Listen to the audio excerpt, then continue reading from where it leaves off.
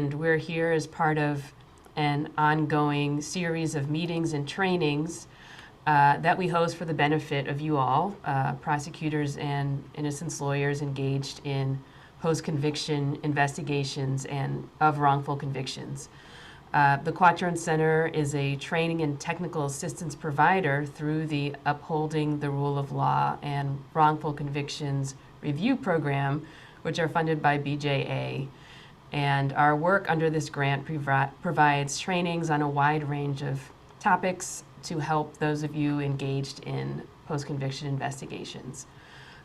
In March, we welcomed Kenneth Nixon, who's the founder of the National Organization of Exonerees.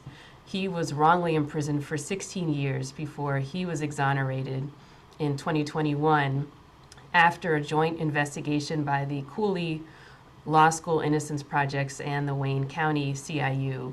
And he gave us the incarcerated person's perspective on the CIU application and review process. And as you may recall, he talked about how overwhelming and disorienting it is to re-enter the world and, from getting necessary documents to rebuild his life and access to services. And so here today, we wanted to continue that discussion by talking about how, as we know, exonerees leave prison with not much more than the clothes on their backs. And after being away from years or decades, they have a wide variety of needs. And, it's not just about learning how to use a touchscreen cell phone, although it is also that. And so this month we're following up by discussing how CIU prosecutors and innocence lawyers can assist exonerees post-release. And to help us in our discussion, we'll hear from Lindsay Hirf. She's the executive director of the Arizona Justice Project, which since 1998 has worked to free the innocent and the wrongly convicted, and has a robust reentry team which assists its clients with employment, housing, healthcare, counseling, and other services. We'll also hear from Valerie Newman, director of the Wayne County CIU, which was created in 2018 and has exonerated 34 people. She takes an active role in her agency's reentry programs, including attending exoneree meetings and fundraising for reentry work. And we'll also hear from Lauren Lipscombe, the former director of Baltimore City's CIU and now a deputy state's attorney for Baltimore. Baltimore's CIU was expanded in 2015 and has had 11 exonerations and 1 vacator. They partner with the University of Maryland's School of Social Work to provide reentry assistance for their clients. And thank you so much for joining us. And I guess to kick things off, if you could tell us how you assist your returning citizens and how your programs got developed. So why don't we start with Lauren, if you may kick things off for us. Thank you so much for having me. My name is Lauren Lipscombe, for those of you who do not know me, but I am pleased to say that I know quite a few of you on this call, so that's really great. So I am the deputy state's attorney here in Baltimore City, who oversees the conviction integrity unit, as well as our police integrity unit, evidence review unit, and other units within the state's attorney's office. As was just stated, I previously held the position of chief of the conviction integrity unit, and while I still do oversee the unit, I've kind of bumped up one, been promoted up a level. And I'm ecstatic to be here. I really developed the Exoneree reentry or assistance program here in Baltimore City for our exonerees. And I think I will probably be called upon in a little while to give you a little bit more information about that. So thank you so much for having me here. Thank you so much. And next we can hear from the Arizona Justice Project. Thank you. My name is Lindsay Hirf. I'm the director at the Arizona Justice Project. Our project started in 1998. We have taken on cases of innocence and also cases of manifest injustice. which means our clients who are regaining their freedom may be regaining it through the way many innocence projects work, which is, you know, going to court and a conviction getting overturned. And sometimes that happens, you know, and you can plan for it. And sometimes it happens pretty rapidly. We also have some clients that we represent before the Arizona Board of Executive Clemency on either clemency or parole. And our reentry plans for those clients are a little bit different because we have time to prepare. And in order to even be granted parole or clemency, you know, a reentry plan is part of the package. We started doing, I know we're introduced as having a robust reentry program. I'm not sure I'd say it's robust. We do as much as we can. In 2016, our project, which is housed in Phoenix, Arizona, partnered with the ASU School of Social Work. And for the first time ever, had a handful of students that were in the Masters of Social Work program that then were working with the Justice Project, first really just on preparing 1 or 2 clients a year, helping the legal teams prepare for parole hearings. And that program has sort of morphed. One of the people who was a student in it, is now on staff with us and is our director of social work. And she has about 2 student interns each semester that help her. And so having her on staff, you know, she works with the legal teams and, you know, works with our clients, you know, kind of throughout the getting ready for release and then the release process. And I can talk a little bit more about that later, but that's how our program looks here in Arizona. Thank you so much. And Val, if you could tell us a little bit about your program. Sure. So I'm Valerie Newman. I am the, Marissa is always promoting me, which I love. Maybe she could talk to my boss, but I'm the director of the Conviction Integrity Unit. And our unit has been up and running since 2018. And while Kia said that we had 34 exonerations, I want to clarify in much the way Lauren did. They're not all exonerations. Our unit does exonerate people, and it does a grant relief short of exoneration. So I don't know the exact numbers, which might be embarrassing off the top of my head, but I would say it's roughly 50-50. Our true exonerations and the other 50% are cases short of exoneration where we granted relief. So I just want to clarify that. I've been doing reentry for a number of years. I consulted with Lauren when we were trying to ramp up our program more because they had already been doing it. So I think that's all I'll say for now. I think these are short introductions, and then we're going to start talking about our program. So that's all I got to say. Great. Well, thank you so much. And so, yeah, I mean, we can go back around, and if you can talk a little bit more, Lauren, in looking through the materials that you provided, I saw that it seemed that your program, or that Malcolm Bryant played a key role, perhaps in your program. If you could tell us a little bit about him and you know, why you included his story in your materials. Sure. Malcolm Bryant was our first exoneree under the newly revamped Conviction Integrity Unit that I was put in charge of in 2015. And he was exonerated in May of 2016. After court, we, you know, left the courtroom as prosecutors do, and we kind of patted ourselves on the back. We've done a great thing here. And we all went home and just felt really good about the fact that we had corrected an injustice. What we did not realize was that Mr. Bryant, when he was released, had no bus pass, no health insurance, no services that were easily accessible to him. He had a myriad of physical health concerns that had presented while imprisoned over the 18 years for a murder he did not commit. And within a relatively short period of time, within a couple of months, Mr. Bryant passed away.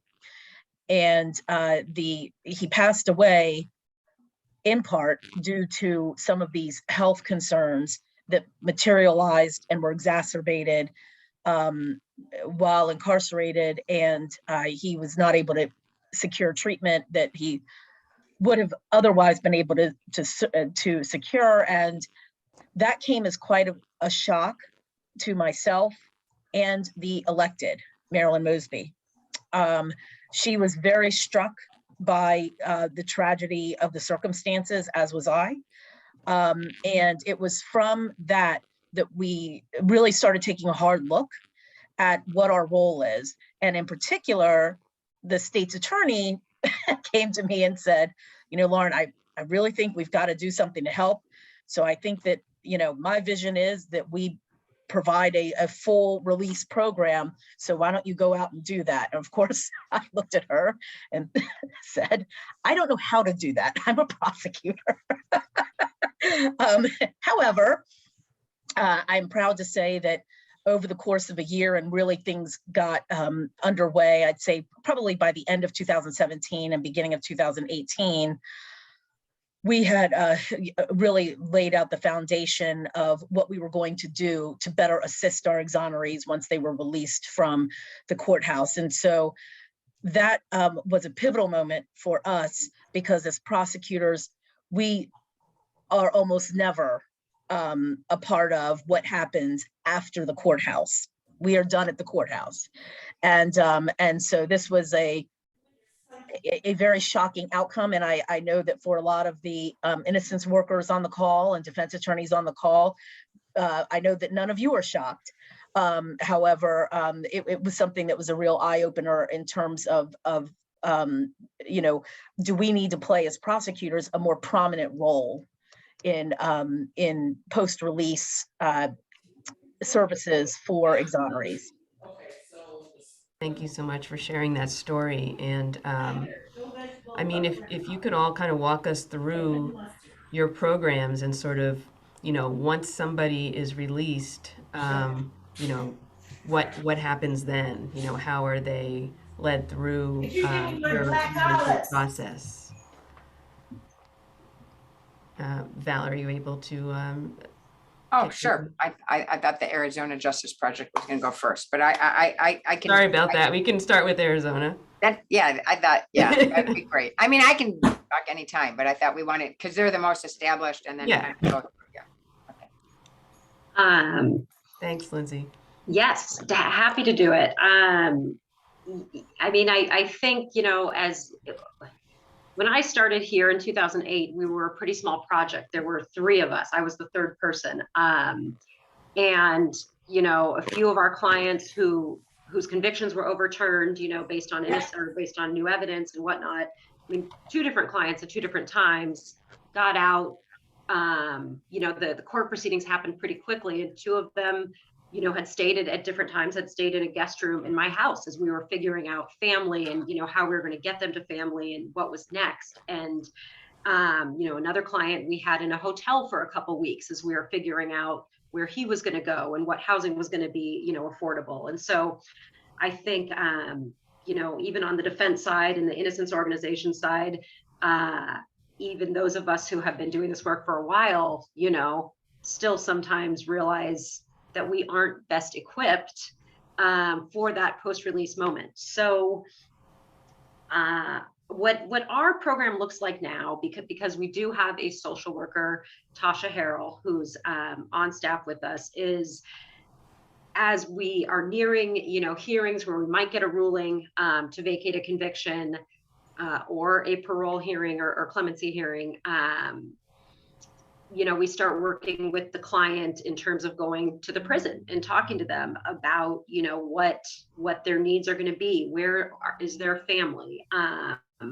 Depending on their age and their physical ability, will they be able to work? And what types of employment should we be helping them, start to identify?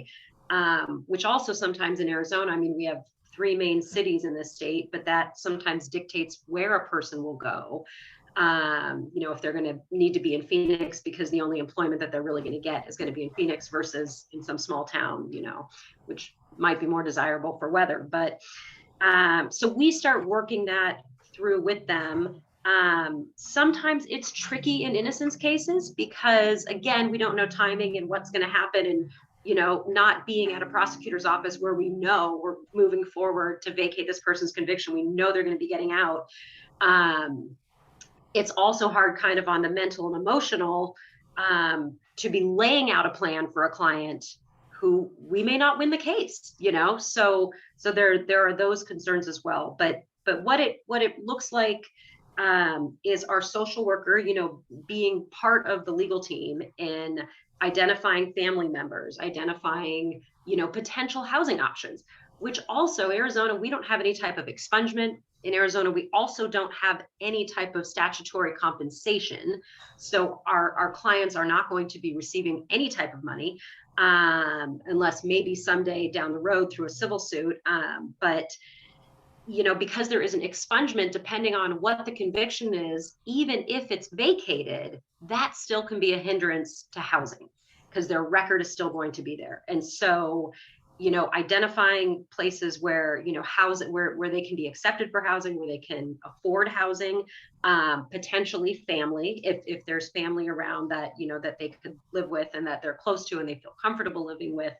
I think I already said the employment, you know, what are their skills and what is their age and what is their, you know, physical capability to work. Tasha, you know, understands, thank goodness, because I don't, but the Social Security process. So, you know, she's responsible for, you know, getting our clients who are eligible for Social Security so that those payments start coming in.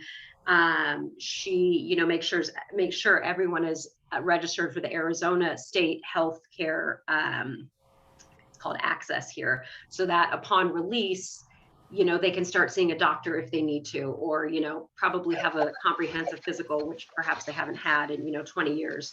What else? Health, employee. Tasha's also worked a lot and we've identified a few counseling places for clients who are willing, you know, and interested in doing some sort of counseling.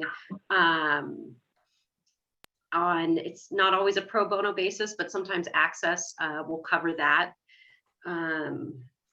What else? So kind of trying to set up these plans. I mean, mainly in terms of basic needs with healthcare, with housing, with possible employment, with Social Security, and kind of work months ahead in kind of getting that in place. I mean, people on this call probably also know that sometimes our clients are freed from prison and they don't have proper identification. So going to the, the vital records unit in your state and, you know, having what you need just to get proper identification to perhaps get a driver's license or open a bank account or apply for, you know, the apartment. There's so many things that, you know, our social work team helps our clients prepare to do with the goal of doing it before they are released. Great, thank you so much. And Lauren, if you may tell us about your Exoneree assistance program. Sure, thank you. So again, for us, it was we really had a realization that this is very important work and that we needed to be involved in the post-exoneration phase for the exonerees. And so for us, the real issue was, okay, well, how do I do this? We really are, as a prosecution office, we're really set up not quite to do this kind of endeavor.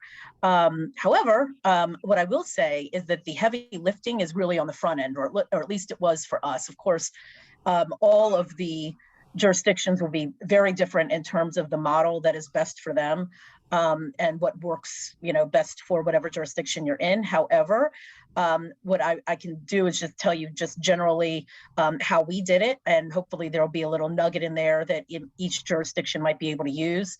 For us, I sat down and really thought about well, what services are needed? We are very fortunate to have a very good collaborative working relationship with our local Innocence Project, which is the Mid-Atlantic Innocence Project. And so I was able to lean on Sean and some of her folks to try to get a better idea of what issues, what kinds of things are confronting the exonerees once they're released. And so number one is deciding, well, what services are needed, and identifying also, because we are law enforcement, identifying what our potential limitations may be and trying to balance those two. So for us, it was, okay, well, how do we deal with civil liability, HIPAA concerns, conflict of interest? Those are the kinds of things that rear their heads in the world of a prosecution office attempting to do programs like this. And they're not necessarily insurmountable. However, each elected official is going to be very sensitive to those kinds of issues in terms of whether or not to execute a program like this, as were we.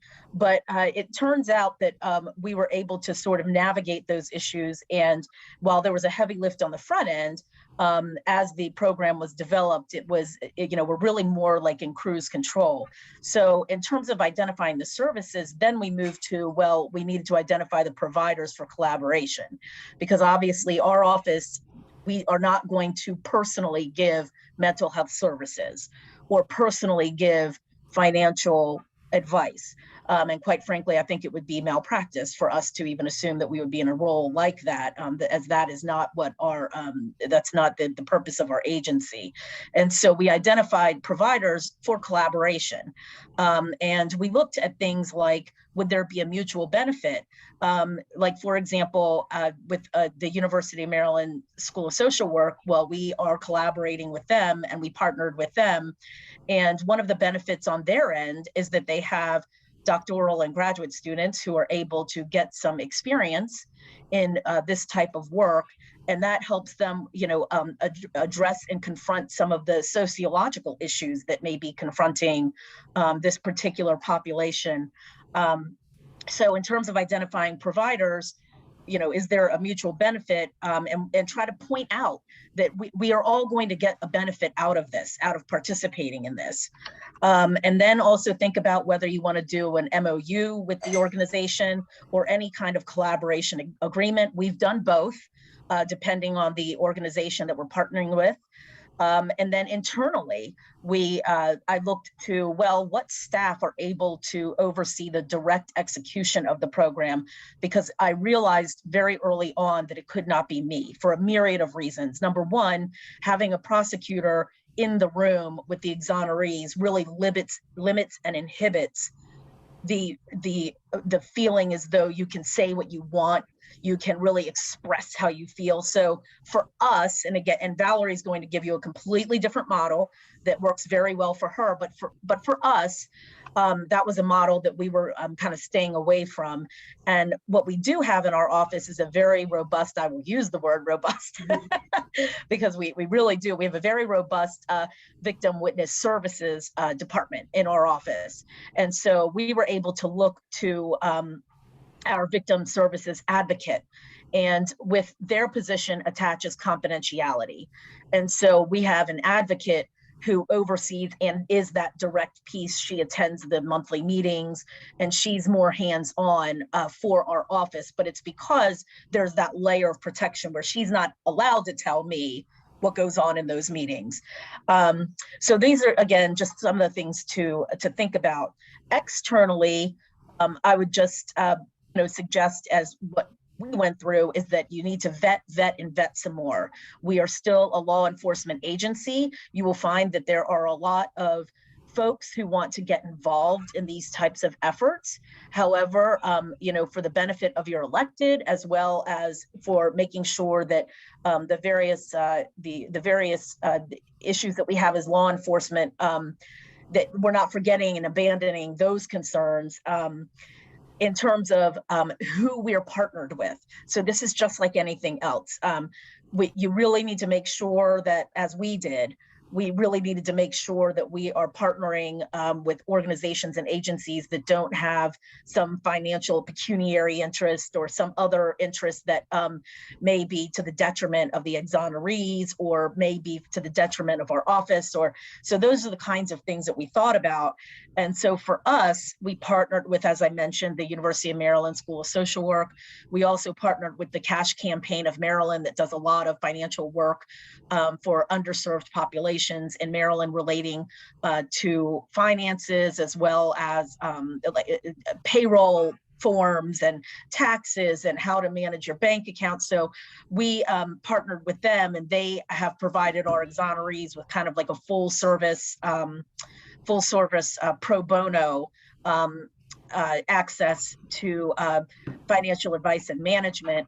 And they come in and give presentations during our monthly support network meeting with the exonerees. So they have a designated person that they can be assigned to, if they so wish, can be assigned to, that will help them, with a whole wealth of just a broad range of any financial concerns, issues, again, from how to use an ATM, because we have exonerees who were incarcerated since 1983.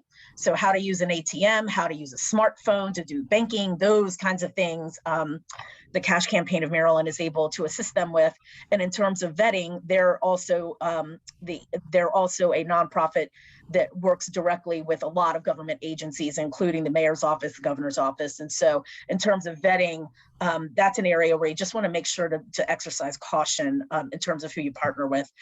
As well, we partner with the Shepherd Pratt Health System, their Mosaic, which are psychology, mental health services for individuals. So we do referrals to them, but in our situation, our exonerees tend to have better luck going through the Innocence Project when it comes to mental health providers. And so I don't know, I think we've had one exoneree that actually did refer into Mosaic, but I don't know that we've had others who referred in. And so it's, again, I'm going to say it a couple times, collaborate.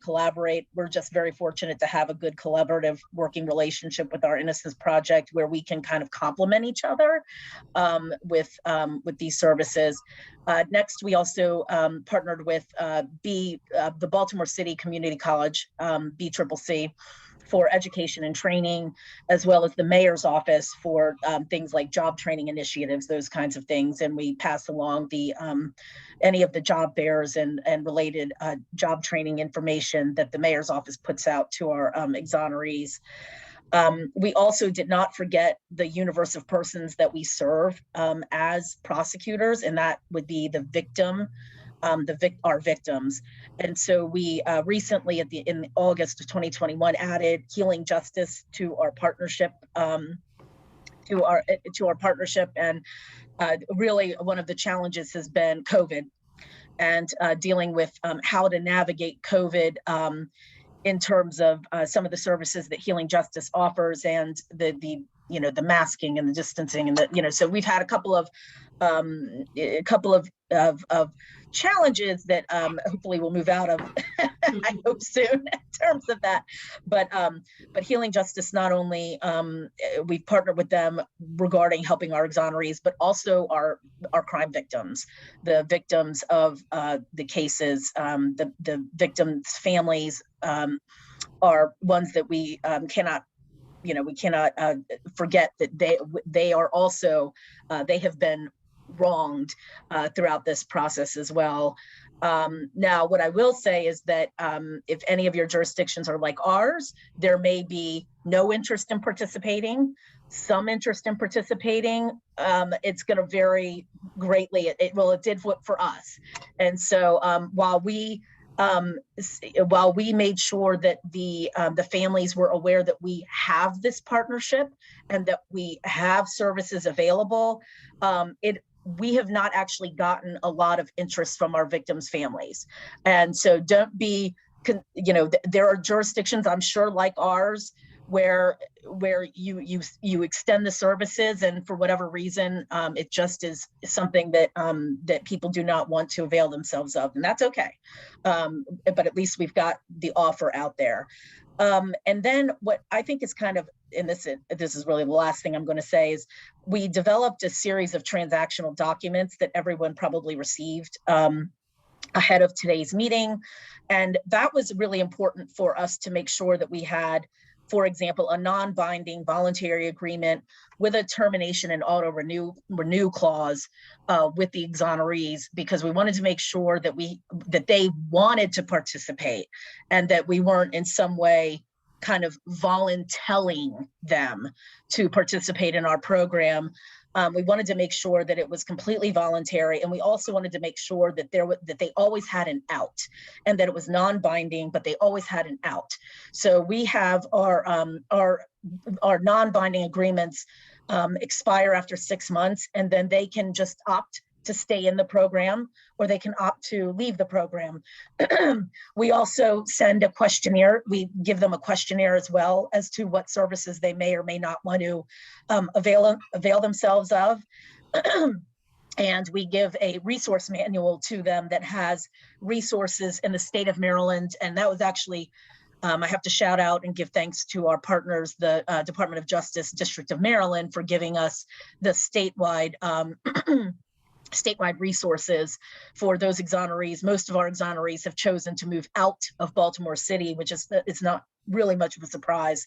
And so it's helpful for them to also have services throughout the state, not just in Baltimore City.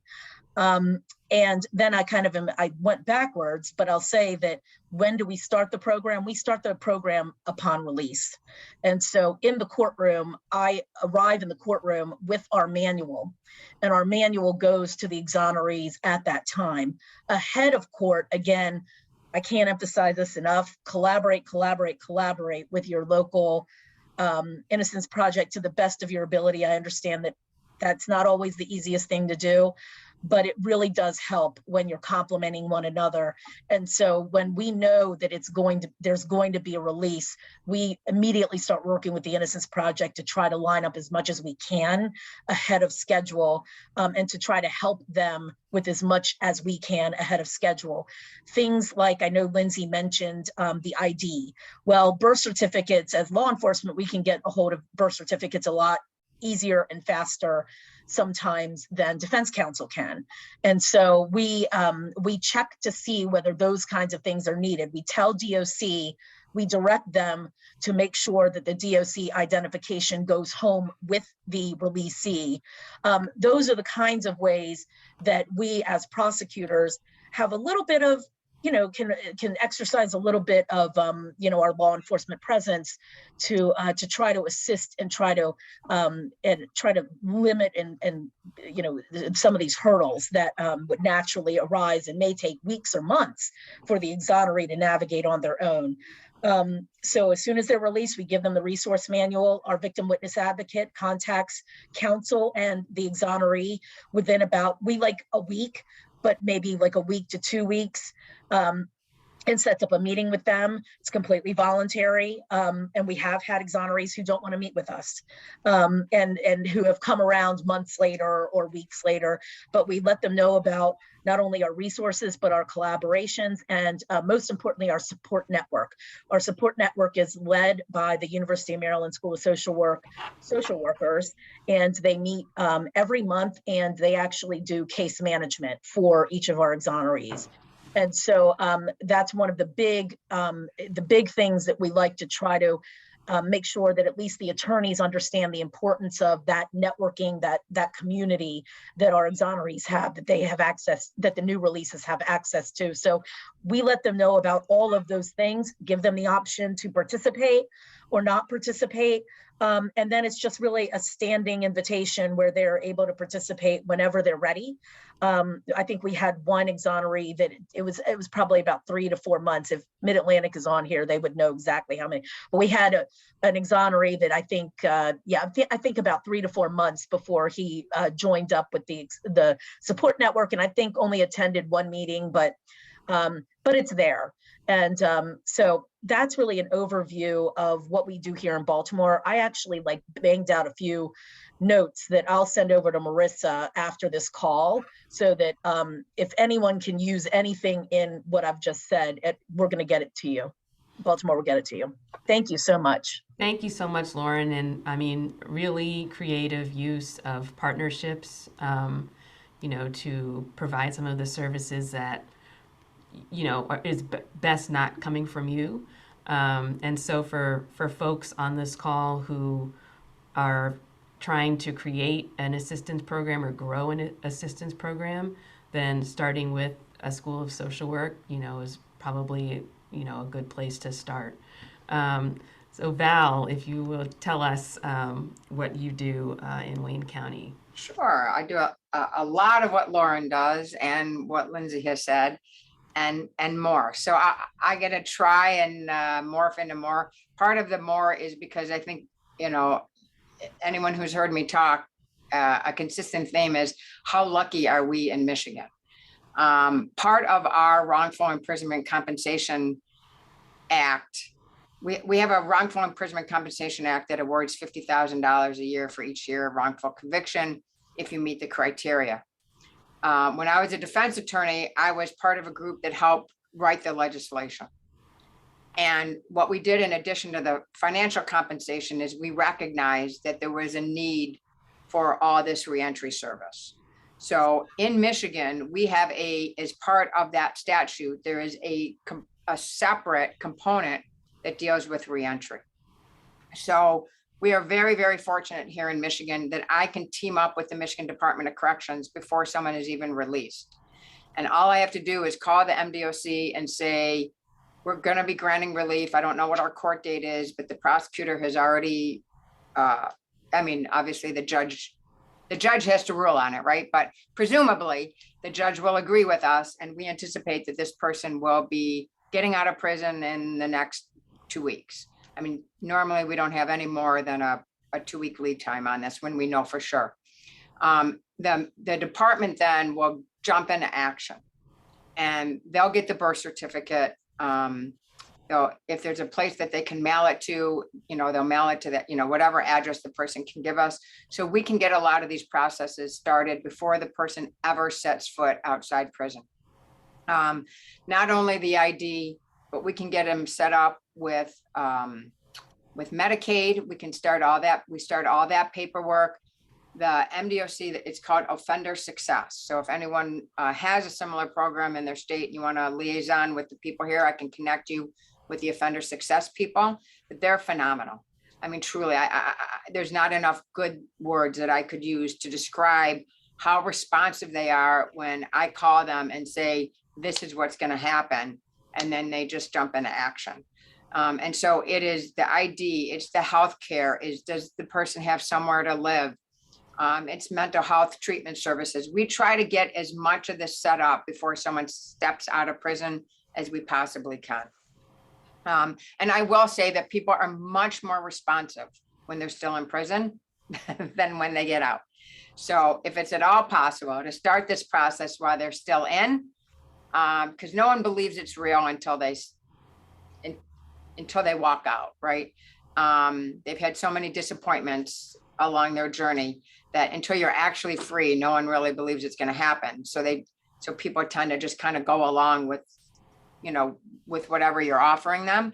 And then once they get out, it can be very, very difficult because I don't think I have to tell anyone on this call, anyone who gets out is prey for the vultures out there that just see, they basically walk out with a target on their back. People perceive that they're going to get money.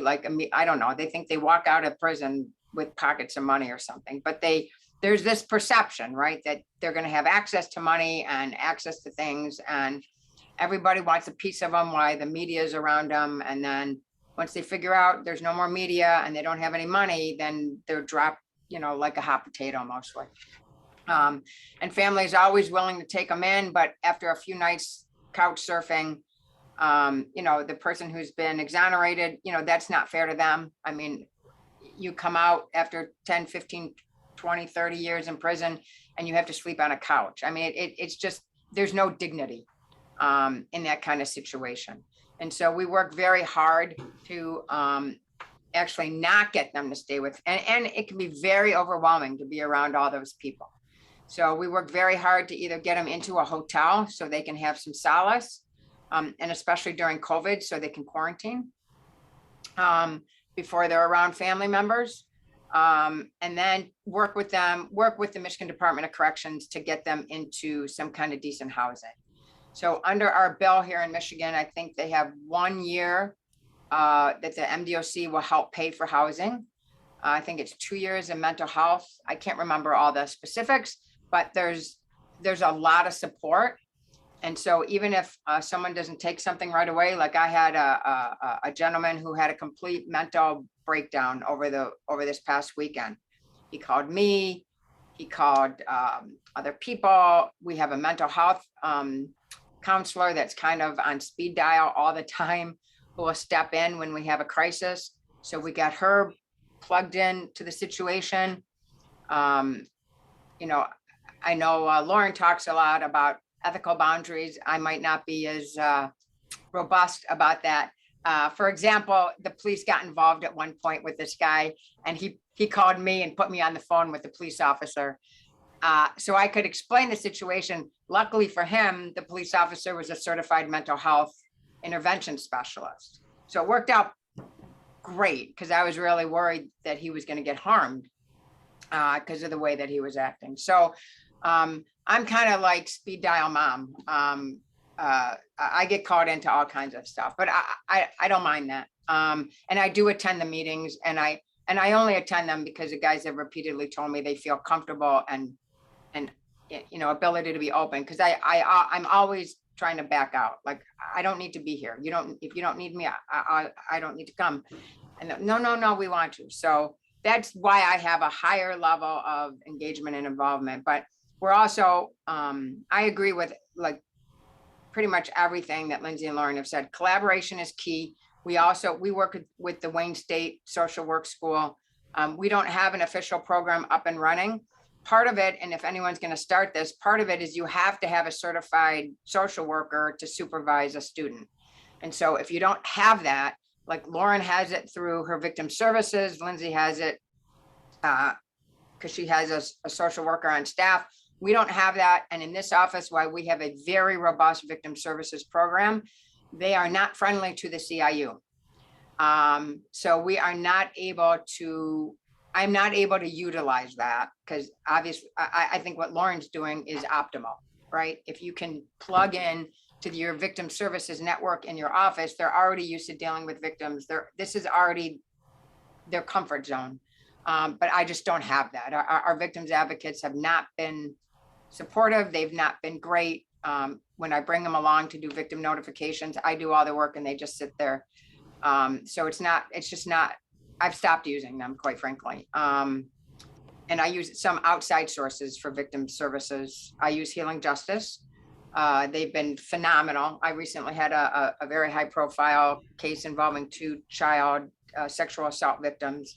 And Jennifer volunteered her personal cell phone number to speak with the victims if they wanted to talk to her. So healing, I'm with Lauren. I sing their praises. There's, not enough kind and good words you can say about how fantastic and helpful they are in any situation. Like whenever I've called them, they have been able to provide me with a roadmap to whatever situation I might be dealing with.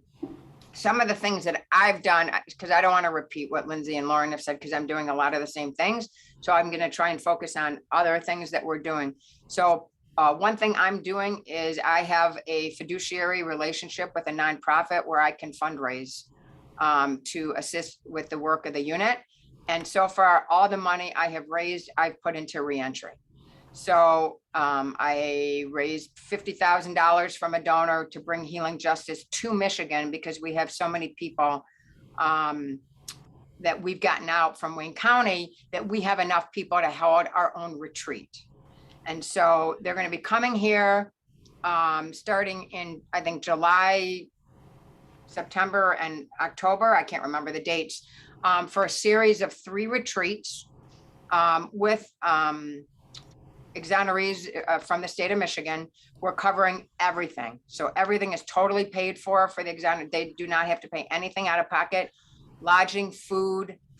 If they have to miss work, we're going to reimburse them for what they would have made, in the days that they're going to be with us. I don't want any excuses. I don't want anyone not being able to attend because they say, look, Val, I can't afford to miss 3 days of work, or I can't afford the gas to drive to this location. We'll cover absolutely everything, and we're covering all the costs of healing justice to fly them out to Michigan to do these retreats. And part of the retreats will be developing them as peer counselors. So once they're done going, not only will the retreats help them with the trauma and the healing, but they will be educated, they'll be developed as peer counselors. So as more people get out, they'll be able to act as a peer counselor to other people coming out. They're already kind of doing that, but they're not trained for it. So I'm really excited that this will give them, a lot more tools, I think, to help with their fellow exonerees. In terms of education, I also found a donor who donated $100,000 to the Wayne State University, which is a 4-year institution here. And I realize not everyone is going to be interested or able to attend a 4-year university, but it was my start. I thought it was a great start. The $100,000 went directly to the university as an endowment, and exonerees can attend school completely free of charge. So they will not pay for books. They'll not pay for credit hours. If they need assistance, they can ask for assistance, for parking or, whatever the case may be. And I have plans, hopefully through this fundraising arm, to raise money to hire a full-time social worker that will work for me.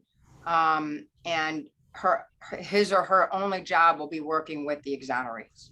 So hopefully, Lauren, I can transition to what you have and have that person going to the meetings, and that person can be the crisis call, and that person can be coordinating all those things. So that, that's I'm not going to say it's a long-term goal. That's a short-term goal, is to raise the funding so that I can have a consistent person that can work with folks.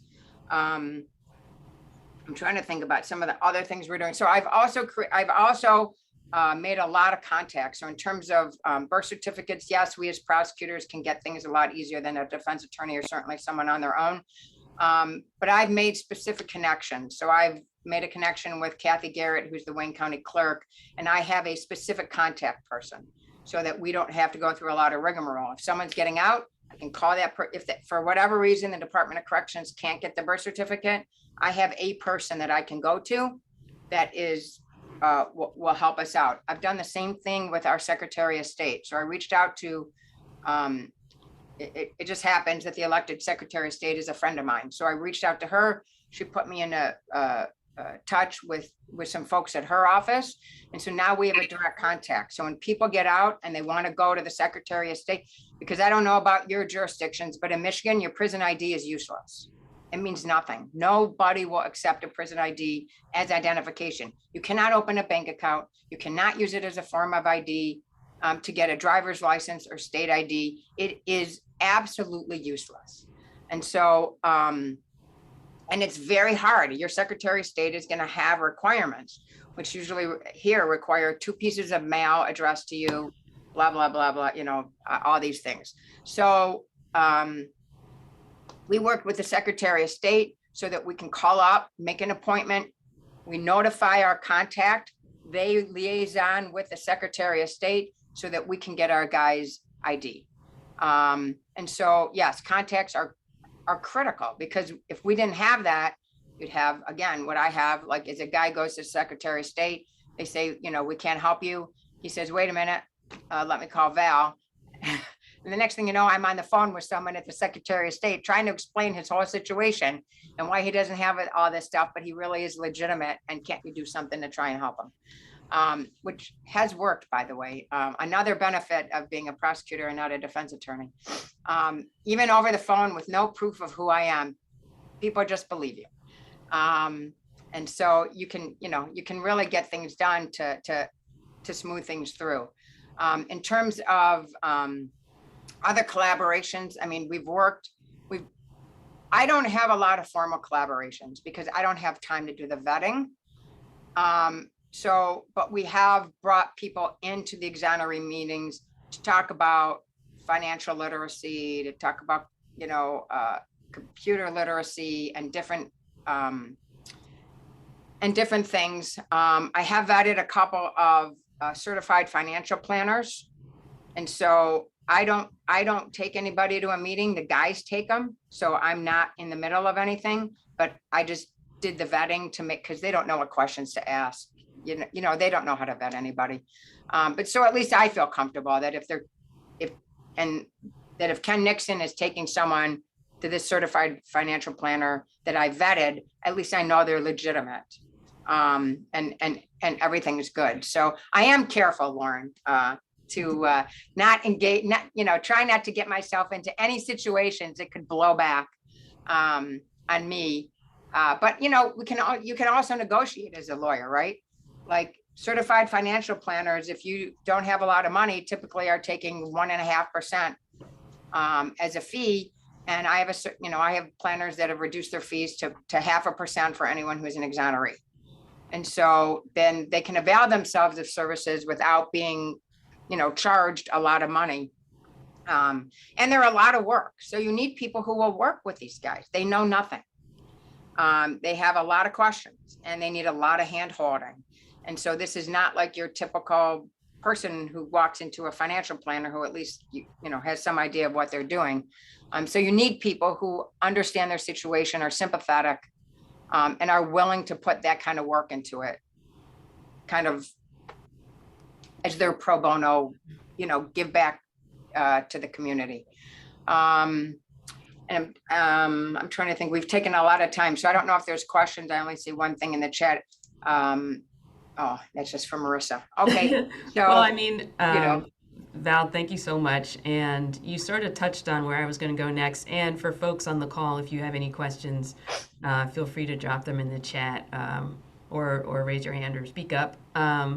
But where I was going to go next was sort of, for Val, you and Lauren being on the prosecution side, why is this, I guess, or why is it, important for prosecutors, to get involved in this? And one reason you mentioned was that it's easier for you to deal with some of the bureaucracy of getting birth certificates and IDs. But I guess why else? What else brings you into this, and why else do you feel like it's worthwhile to do? I think Lauren touched on it, which is, she's a career prosecutor. So for her, it was something kind of new. I'm a career defense attorney. And so for me, this is something I'm very used to. Before I came here, I was working with juvenile lifers. One of the first guys I got out had been in for 50 years. He had no family. He had no friends. He had no money. He had no resources. I mean, he had nothing. And so, that's just one example, but I work with lots and lots of juvenile lifers. So as a defense attorney, anytime we exonerated someone, these were always things I thought about. They were, sometimes more difficult some things are more difficult to navigate it as a defense attorney. Some things are much easier, right? Anyone who does innocence cases, you might have been working on a case for 5, 6, 7, 8, 10 years. You get to know your client really, really well, and you get to know their family really, really well. And if this is a dangerous situation to go with the family, or if this is a supportive family that's been there all, you learn so much about things that you kind of, you can navigate that end of it better than you can here, where we're really just, if you're getting involved at all, if there's no attorney, that maybe the first time I'm talking with someone is 2 weeks before they're getting out to let them know, hey, we're recommending relief. The prosecutor has agreed. Your court date's coming up. Who will be there for you? Is there anyone you want me to call? I do bridge that. And I feel comfortable doing that as a prosecutor if they want me to. And so I do, work with the families and stuff. But I think, Lauren had sent out, I think last year, a program that Marilyn Mosby was doing with what was it, Lauren, that convicted, the guy who had been convicted of a sex offense, Darren, is his name Darren? I can't remember. Anyway, you had sent out information to all of us about a program you were doing, you and Marilyn Mosby with some other people. And I had all my students watch that program. And trust me, this answers your question. They were all amazed by the man who was on there, and I apologize that I can't remember his name. How he talked about that getting out was only the first step. And so I think for prosecutors, we have to understand that it's a great first step that we, worked on these cases and presented them to our electeds and convinced the judge, presented everything we found to a judge and put together a case that everyone can see the injustice, well, maybe not everyone, but all the important people could see that an injustice has happened here that needs to be corrected. They have an awfully long journey. Yeah. After being incarcerated for so long with so much trauma, from the day they first walked into a police station thinking they could clear their name to never walking out for 25 years or whatever it might be, we owe them more than just getting them out of prison and kind of dropping them off at the bus stop with nothing in their pocket and no bus ticket, like Lauren said, and where do I go or how do I even navigate anything? So that's where it comes from me. I view it as part of and I think my Prosecutor Worthy does as well, as part of a continuing obligation. That once we get out, we have a duty to make sure that people, as much as we can, to put the tools in place to allow them to succeed. Thank you.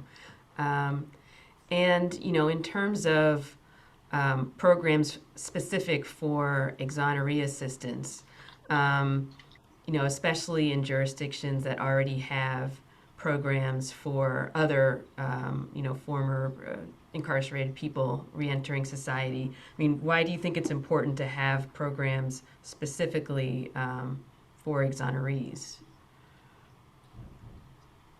So I can try to take a stab at that. That was one of my, when we were talking the other day in preparation for this, I did want to, and I neglected to do this previously, but as to the exonerees, a lot of the exonerees do not qualify for the reentry services because their cases are null prost, that they're dismissed. And so so not only in DOC, because we are usually asking for release, and I don't know that we've gone more than a week from decision to release to out the door. And so not only will the exoneree be confronted with when they get out that they're not a reentry, they're not the typical reentry, their case has been dismissed. So they're postured as if you eliminate all of the time they spent incarcerated, they're postured the same as someone who just, their criminal case, that was it. They weren't convicted. It was dismissed. And I wasn't aware of this this years ago. And as Valerie pointed out, she's absolutely correct. I'm a career prosecutor. So I was not aware that there would be a difference in terms of the services that were available for exonerees, but there really are. And so not only are the services limited for exonerees in particular, but also the normal services that are afforded to people that are getting ready to be released out into the community, the pretrial release plan, the kind of step down program that occurs in DOC and transitional program that occurs when you're released from DOC, none of that applies to the exonerees. The exonerees are, in fact, one day they're serving a sentence, within a week they're out, period, and that's it. And so it is really critical for us to try to lower hurdles as best we can and to assist as best we can to make sure that that is not a disaster scenario. And to the extent that I feel as prosecutors, we have an obligation. I actually think of it similarly to the restitution and other types of things that we seek when we're talking about crime victims. We are seeking restitution, we're seeking services. We ask the court to order certain things as part of a probation or as part of an outcome, and it's with an eye toward making the victim whole. Well, these folks are very much victims of the system. And so I don't really see, in terms of our responsibilities as prosecutors, I don't really see how this is so far removed from our obligations to try to help make these folks whole to the best of our ability. There are obviously limitations to that, but to the best of our ability. And then one other thing, because I know Valerie is having some fun with me on the on the vetting and so forth. I did also want to point out that, and to the extent that you have agreements, certainly send them through your local attorney general's office. And so that is what we did. So that's another just something that I noticed in my notes that I had not articulated to the group, was that our materials have gone through our AG's office, or whoever your counsel is for your office. That's another layer of protection for for you. And so just wanted to mention that. Thank you so much, Lauren. And Lindsay, will bring you back in here. And, you know, for folks out there who haven't really, you know, who have very small offices and are trying to get started and wondering, you know, what are the first things? I mean, what are the kind of basic things that if somebody was like, well, I want to try and provide some assistance, and what are the like core things that I should at least do? What would you say, you know, how that they would try to provide for returning citizens? I mean, I think for those who could partner with a school of social work, how our program actually started with that school was an individual who was getting his PhD, who already had his master's of social work, was the person who was overseeing the other students for the first 2 years. Because I think Val made a point that, yeah, you have to have a certified social worker for anybody, you know, who's going to be doing an internship. And that was helpful. I mean, one drawback that I think we've all experienced with students is, you know, students come and students go. And, you know, with our clients, trust is a big thing. And so having that one social worker there that can be relied upon and who has been there, you know, who met with them while they were still in prison, who's visited their family's home, who's, you know, kind of that relationship is built up. That's the person, you know, if not one of the lawyers from the legal team, that the individual feels most comfortable talking to.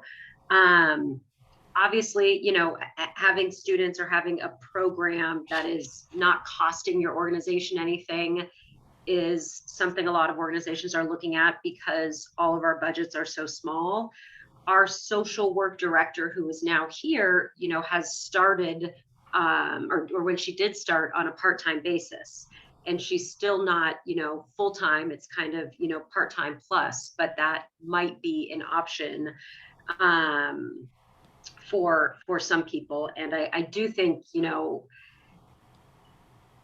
there is more funding out there these days for various things, from private foundations to, I'm not sure if there's government programs, but, you know, I think there's a lot of, you know, general support for, you know, having someone help with reentry assistance. And I think, you know, the question to the prosecutor's offices of why is this a priority? I mean, I think we're all invested in these cases. You know, obviously on the defense side, we've usually worked, you know, on them for years, but, you know, from the prosecution angle too, you know, you've spent time, you know, working on these cases and believing that, you know, a wrongful conviction or a conviction should be vacated. So I think everyone's invested in the success of this person once they're released. So in terms of what exactly, I mean, I think there's a few different options. You know, I think potentially having students, but of course you need a certified social worker, maybe with the school, I don't know, that could be overseeing the students, maybe starting someone on a part-time basis. Another good point that Lauren made that I failed to make, we also have a post-release agreement, because sometimes there's a question of what are you going to help me with? And is there a time where, you know, I'm no longer going to be helped? And so we have found that a lot of our clients, and I'm sure a lot of people have found this too, that often in that first year, there's a lot, there's a lot more that people need help with. And so we do have a post-release agreement that kind of talks about obligations that they have to us, that we have to them, that if their sister's getting a divorce, we're not helping them with, that these services are only for, this person and this is what they look like.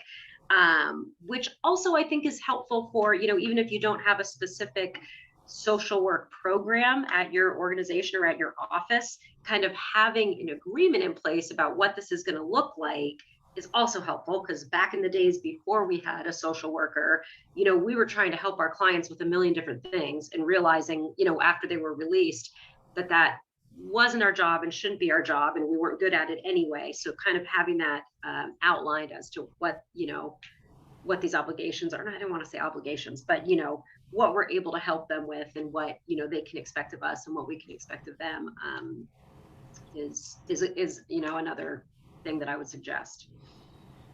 Thank you so much. Yeah, can I jump in real quick? Yeah. Based on some of the comments. So I just want to urge people, don't get caught up in trying to do everything, right? Like, you want to help, you want to do something, just start. Just find a place. I would say the most important thing post-release is housing. You don't want someone homeless. You don't want them on the street. You don't want them to tell you, I can stay with my family, and then you find out 3 months later, the family kicked them out after 3 days. So it's kind of having some connection, whether it's through a social worker, through a victim's advocate, through you as the director of the unit, through one of your attorneys. I don't, whatever. Like, I would say, don't get hung up. Like, it's taken me years to, work through this a step at a time. It sounds great now, but it was, it's a slog. You just gotta get through it. And then I would say the second most important thing after housing is mental health treatment. And one thing I've learned, and I think I'm going to start doing, is having people sign waivers so I can get their MDOC medical records and determine if they need medication before they're released. So that I mean, MDOC should be doing this, but I don't know that they are. And then what this incident this weekend taught me is the guys are telling me this guy, when he was on psych meds. He's telling me he's never been on psych meds.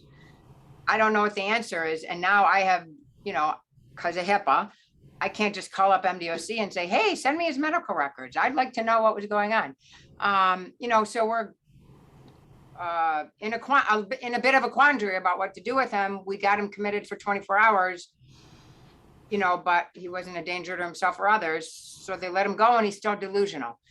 So, you're going to learn lessons along the way that you're going to keep adding layers to whatever it is that you're doing to just make it better and easier. And I think I'll just speak for Lauren and Lindsay and I, we're available to be a resource, call and ask and questions. And if you want to fundraise, I'm happy to walk you through how I did this, how I connected, why did I decide to do a fiduciary instead of some other arrangement. I don't know about the rest of you, but the county's a bitch to deal with, and you can't get anything done. So, you realize, for me, I had no choice if I wanted to implement these bigger ideas, but to go outside. But everyone's going to have their own challenges, whether you're a huge office or a small office. I would just say, just do something, just help in the best way that you can. And housing is number one.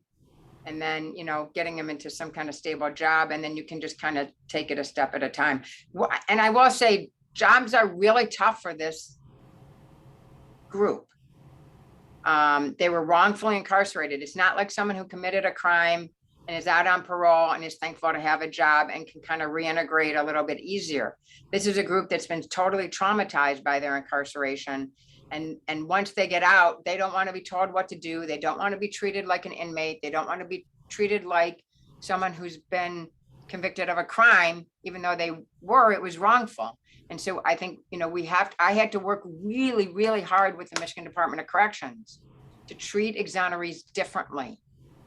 because the way we structured the reentry services in the bill, we couldn't figure out any other way to do it than through the MDOC. And we knew it would be a problem. We knew that going in.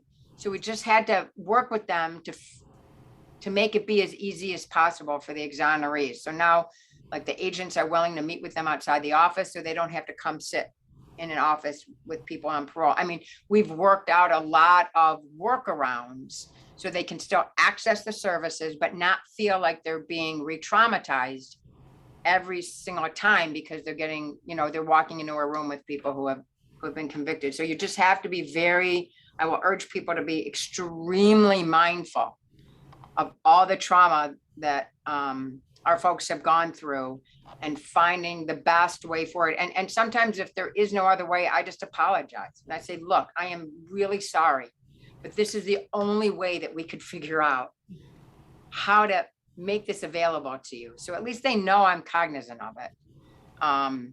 You know, if that is the only option for now. And I say, help me think of a better way to do it, right? Like, the more you do this, the more you're going to come up with good ideas. So, well, thank you so much. I think we'll end on that, and thank you for all the work you're doing for folks who are returning to the world after, you know, being away for so long. And thank you for sharing your experiences and your wisdom with You're all okay. of us. We really appreciate it.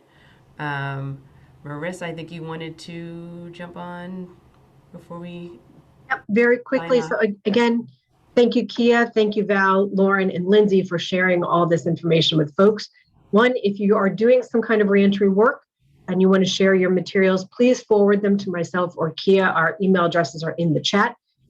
Also wanted to plug next month's training. We're going to be hosting an agent from the Pennsylvania State Police who will be talking to us about investigations with cybercrime and something about Bitcoin that Lisa from the State Attorney General's office kind of told us about. So it sounded really interesting, particularly when looking at issues about potential connections between an applicant and somebody in prison. If you're worried about there might be some kind of payment situation going back and forth, this is yet another tool to add to your investigative toolbox. So that will be next week. Hopefully by then I'll know what I'm talking about. But again, thank you so much to Val, Kia, Lindsay, and Lauren, and thanks everybody for joining us. This was a great program for everybody. Thank you. thank you. All right. Thank you for having us. Appreciate it. Have a great day, everybody.